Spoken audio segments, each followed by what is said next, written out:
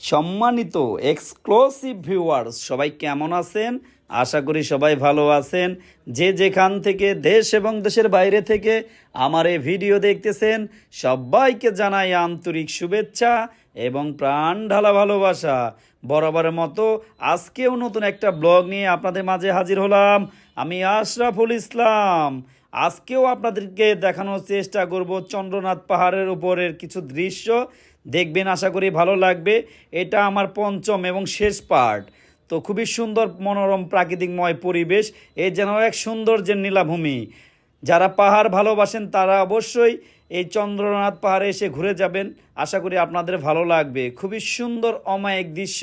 আমরা এখন পাহাড়ের উপরে আছি। পাহাড়ের উপরে দৃশ্য তুলে ধরার চেষ্টা করলাম। দেখবেন, আশা করি ভালো লাগবে। এরকম নিত্য নতুন ইউনিক ভালো মানের ভিডিও পাওয়ার জন্য অবশ্যই আমাদের পেজের সাথে যুক্ত থাকার চেষ্টা করবেন। আমি সব সময় চেষ্টা করি আমি আমার অডিয়েন্সদের জন্য এক্সেপশনাল কিছু ভিডিও তৈরি করার।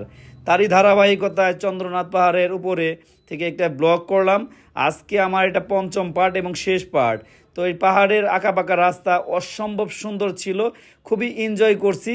চাইলে আপনারাও এসে ঘুরে যেতে পারেন, এখান থেকে এনজয় করতে পারেন বা ভালো লাগার জায়গা তৈরি করতে পারেন। খুবই সুন্দর। আমরা পাহাড়ের উপর মন্দিরে উঠছিলাম, উঠে একটু দেখানোর চেষ্টা করছি আমার অডিয়েন্সদের জন্য। তো যাই হোক, দেখেন কত খাড়া রাস্তা, তো খুবই ভালো লাগছে আঁকাবাঁকা রাস্তা। তবে পাহাড়ে উঠতে অনেক কষ্ট হয়। ইতিমধ্যে আমি 4টা পার্ট আপনাদের মাঝে তুলে ধরার চেষ্টা করছি চন্দ্রনাথ পাহাড়ের। ইনশাল্লাহ পর্যায়ক্রমে আজকেই শেষ পার্ট, পঞ্চম পার্ট। তো দেখার আশা আর রইল, আপনারা দেখবেন। আমার ভিডিওটা কেমন লাগে অবশ্যই কমেন্টের মাধ্যমে জানানোর চেষ্টা করবেন। আমি আমার এই পেজের মাধ্যমে সুন্দর সুন্দর পিকনিক স্পটগুলো তুলে ধরার চেষ্টা করি। বিশেষ করে আমি একজন ভ্রমণ প্রিয়াসী মানুষ। ভ্রমণ করতে প্রচণ্ড ভালো লাগে, সেই জন্য আমি বিভিন্ন জায়গায় ভ্রমণ করে থাকি বা ট্রাভেল করে থাকি। তো দেখতেই থাকুন, আশা করি ভালো লাগবে। সবুজে শ্যামলে ঘেরা পাহাড়টি সত্যি অসম্ভব সুন্দর ছিল। এই চন্দ্রনাথ পাহাড়টা সত্যি অনেক বিখ্যাত একটা পাহাড়।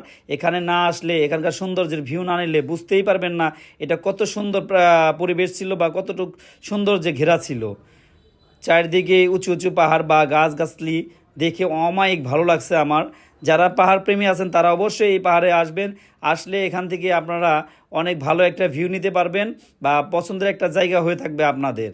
তো আমি আরও অনেক জায়গায় ভ্রমণ করতে যাব ইনশাল্লাহ। পর্যায়ক্রমে আমি আমার এই পেজের মাধ্যমে আমার ভ্রমণের দৃশ্যগুলো তুলে ধরার চেষ্টা করব। যেহেতু আমার কোনো ক্যামেরাম্যান নাই, আমি নিজেকে ক্যামেরায় বন্দি করতে পারি না, আমি নিজেকে ভিডিও করছি। তো যাই হোক, পর্যায়ক্রমে পরবর্তী কোনো ভিডিওতে হয়তো নিজেকেও ক্যামেরাবন্দি করার চেষ্টা করব বা দেখানোর চেষ্টা করব। এখন নিজে ক্যামেরার পিছন থেকে কাজ করতেছি। তো খুবই সুন্দর আঁকাবাঁকা উঁচু নিচু রাস্তা, অসম্ভব ভালো লাগার একটা জায়গা। তবে বৃষ্টির দিন এখানে আসলে খুবই কষ্টসাধ্য, মানে বৃষ্টির দিনে প্রচুর পিছলা হয়, মানে ওঠা যায় না বা উঠতে অনেক কষ্ট হয়।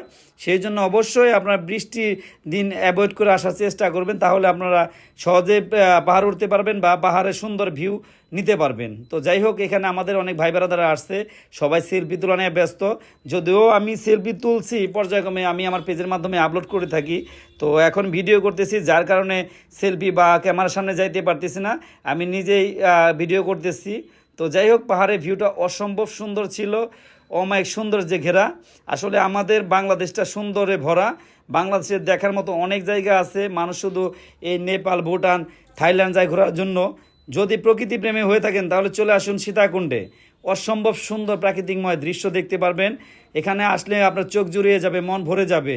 এখানে সবাই একটু স্টে করতেছে, একটু বিশ্রাম নেওয়ার চেষ্টা করতেছে, কারণ পাহাড়ের উপর উঠে অনেক দূর উঠে হাঁপিয়ে গেছে, যার কারণে এখানে একটু সবাই রেস্ট করতেছে। তো যাই হোক, আমরাও এখানে একটু দাঁড়িয়ে রেস্ট নিলাম বা বৈশাখ রেস্ট নিলাম। পর্যায়ক্রমে আমি ভিডিও করতেই থাকলাম বা আপনাদের জন্য সবসময় চেষ্টা করি ইউনিক সব ভিডিও তৈরি করার। তারই ধারাবাহিকতায় সেরকম ভিডিও করতেছি। তো খুবই সুন্দর প্রাকৃতিকময় দৃশ্য দেখলে চোখ জুড়িয়ে আসে, মন ভরে যায়। ওকে এভরিওয়ান, ভালো থাকবেন, আল্লাহ হাফেজ।